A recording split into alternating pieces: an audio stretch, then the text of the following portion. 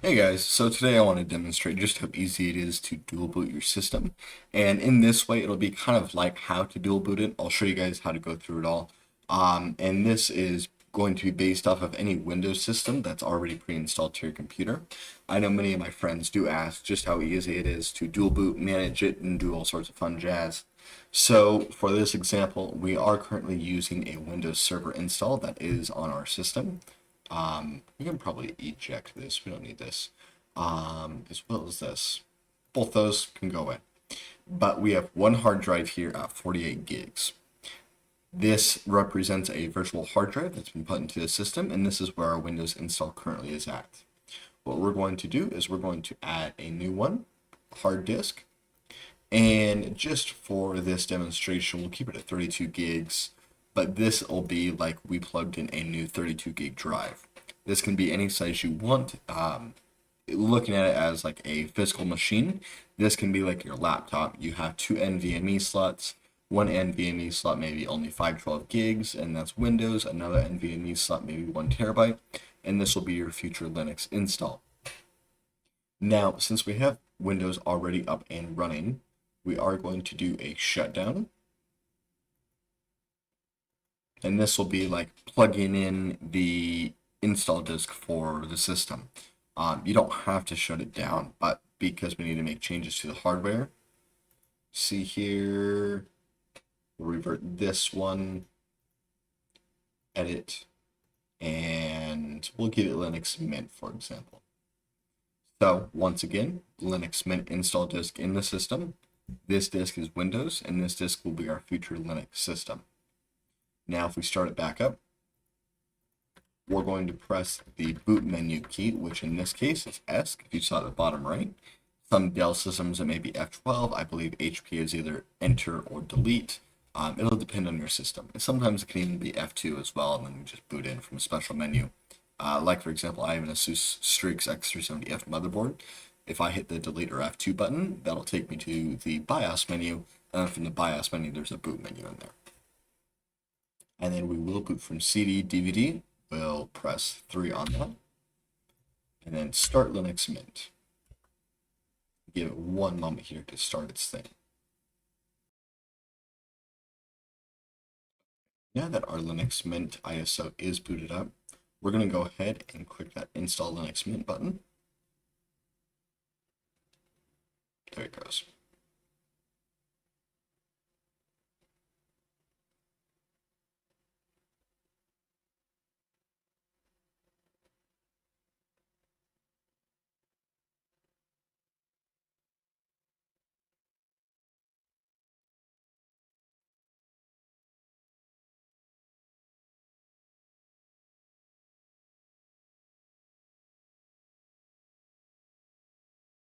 Okay, we'll do Continue,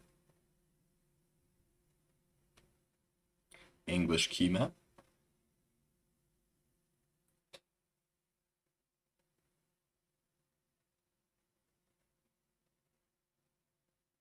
We'll install a multimedia codecs only so we can support other formats.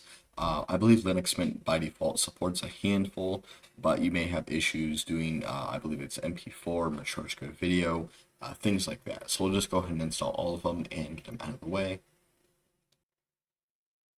And then we're going to do erase disk and install Linux Mint. Continue. And then this is where we're going to actually designate the disk for installing Mint. Now we don't want to do this 51.5 gig disk. This is where Windows is at. We'll do the 34.4, which is, let me see here. Yep, it's going to be this one right here. So we'll go back to the console and install now.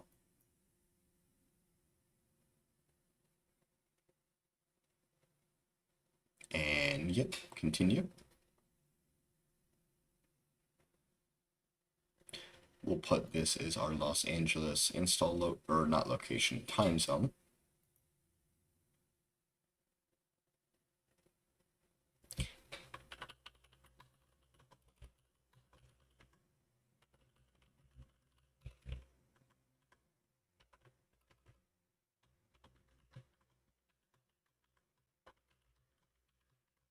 And if you'd like as well, you can encrypt your home folder to where you require your desktop password in order to unlock it.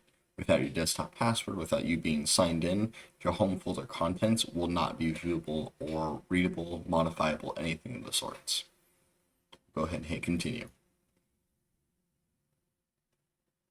And we'll let that do its thing and give it here a few minutes. Okay, now that our install has completed, we'll go ahead and restart now to just kind of show it off to y'all.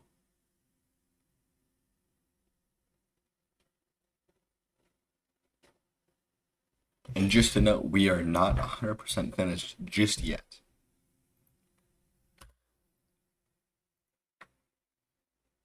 So let me see here. Number 4 should be Linux Mint. Yep.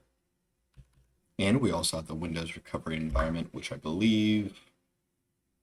No, okay. So it looks like it already picked it up. So now that Linux Mint has been installed, we can now dual boot into both systems simply by rebooting the machine. And if we boot into that first one, let me see here. I'll show you guys boot order. This should be at the very top. Let that one be our second one. Disable these and okay. Okay. So now essentially what we have done is we had an existing Windows environment.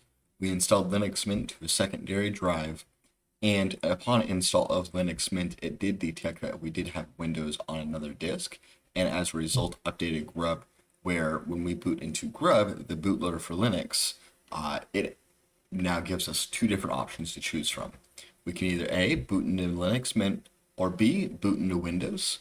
And from there, we can do whatever we want, whether maybe on Windows we play games, Linux we do work, whatever it may be. So if you have any questions, concerns, or want to put a comment below, feel free to. Make sure to send me any, I can't speak, so this is where the video ends.